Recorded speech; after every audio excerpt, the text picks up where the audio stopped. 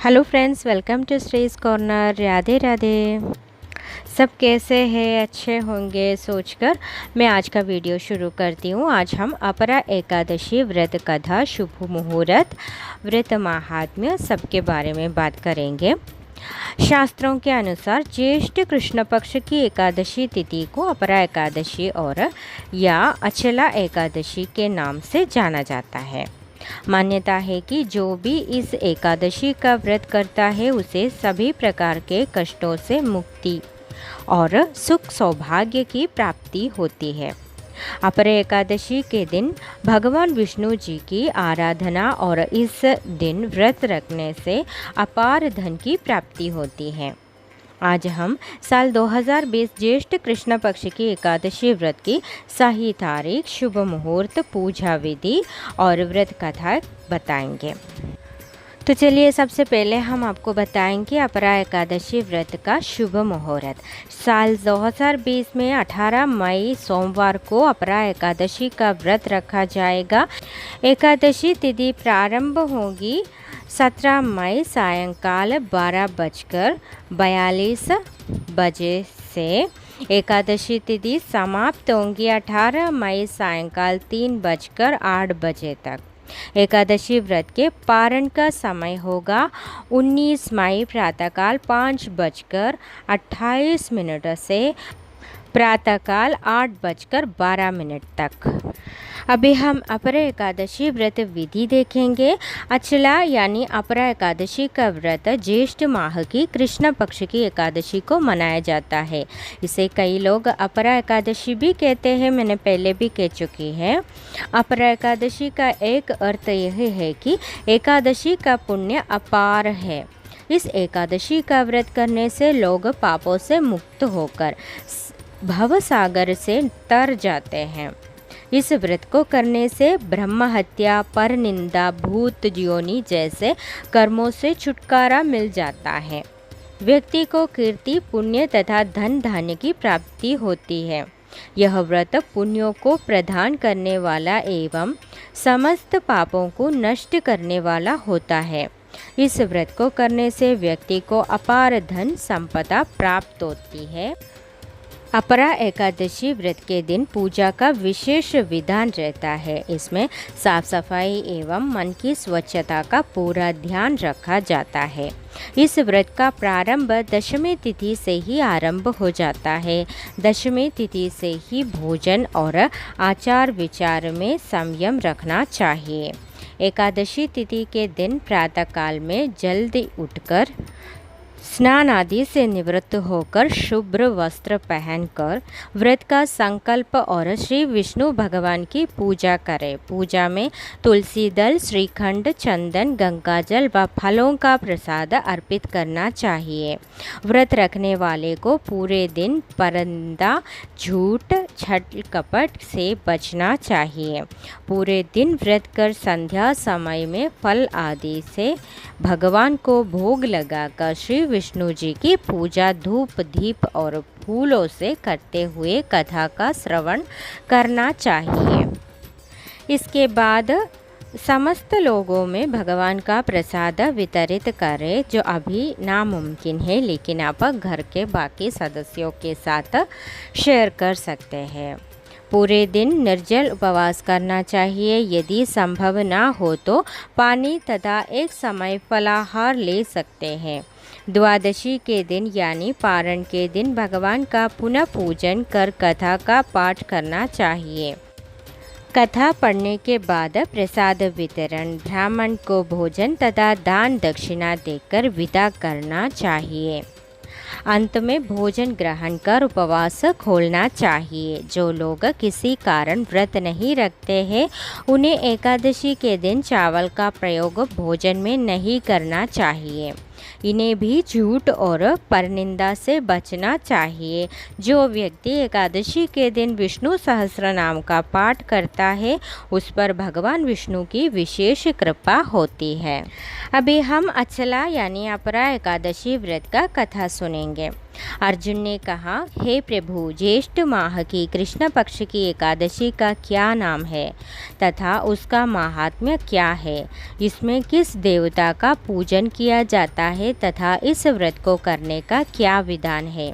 कृपा कर यह सब मुझे विस्तार पूर्वक बताएं। श्री कृष्ण ने कहा, हे अर्जुन, ज्येष्ठ माह के कृष्ण पक्ष की एकादशी का नाम अपरा है, क्योंकि यह अपार धन और पुण्यों को देने वाली तथा समस्त पापों का नाश करने वाली है।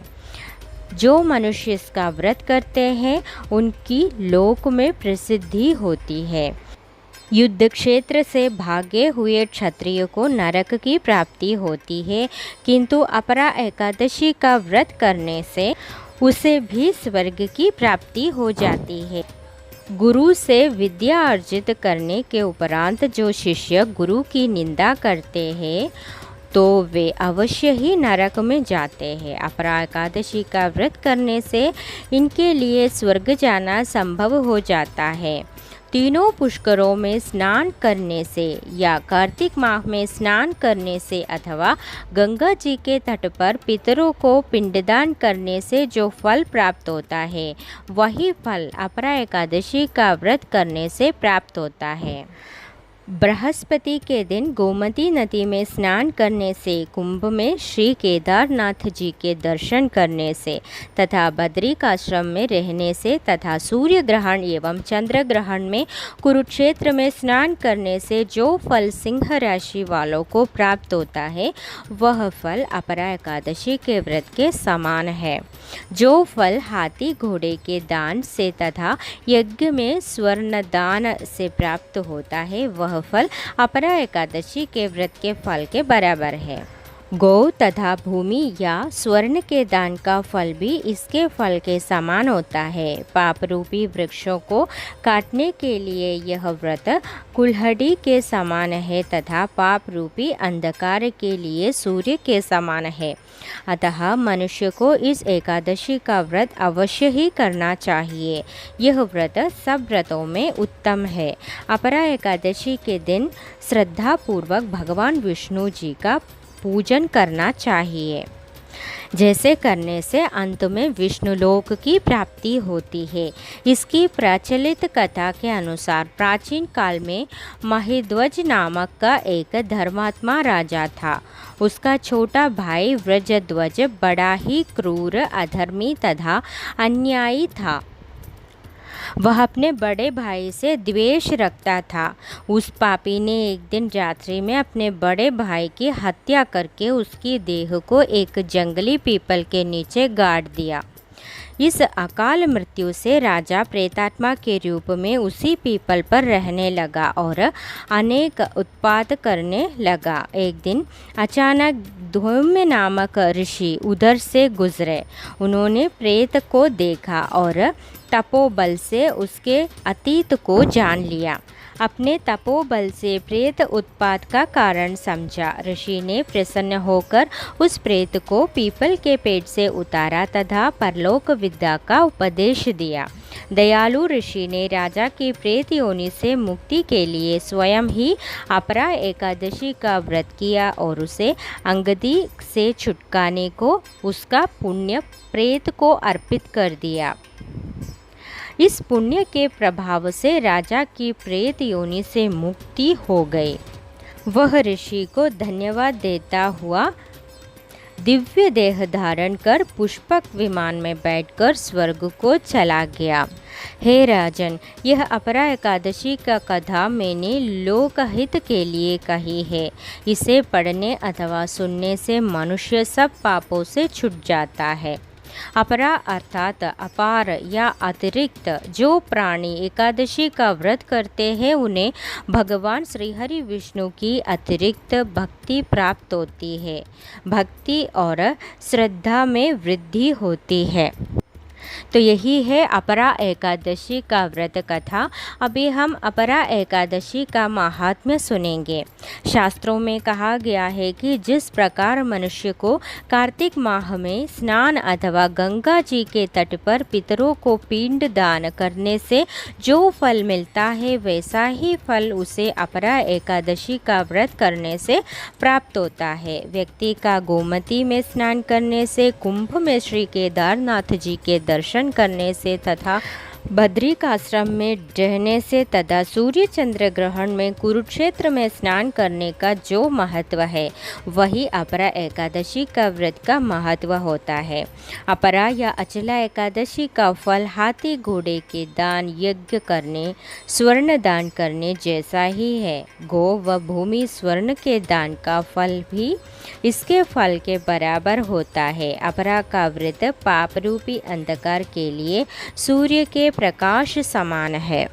धर्मशास्त्रों के अनुसार अपरा एकादशी व्रत करने से गर्भपात, ब्रह्म हत्या, राक्षस योनि, झूठ, बुराई व अन्य पापों से मुक्ति मिलती है। इस पुण्य व्रत के प्रभाव तीर्थ यात्रा, पिंडदान, स्वर्णदान आदि से बढ़कर है। जो व्यक्ति पूरे विधि विधान से अपरा एकादशी व्रत करता है, उसे सौभाग्य की प्राप्ति, पापों से मुक्ति तथा मृत्यु के बाद भगवान विष्णु का धाम प्राप्त होता है। इसलिए जो मनुष्य इस अमूल्य देह को पाकर इस महत्वपूर्ण व्रत को करता है, वह धन्य है। अपरा एकादशी व्रत कथा, विधि, शुभ मुहूर्त, पारण का समय सभी आज मैंने आपके साथ शेयर कर दिया। तो सभी को पसंद आए करके उम्मीद करती हूँ। तो अभी तक मेरे चैनल सब्सक्राइब नहीं किए तो प्लीज़ शेयर कीजिए, लाइक कीजिए, सब्सक्राइब कीजिए। आज के लिए इतना ही है। फिर से मिलेंगे हम नया वीडियो पर। तब तक के लिए सभी को राधे राधे।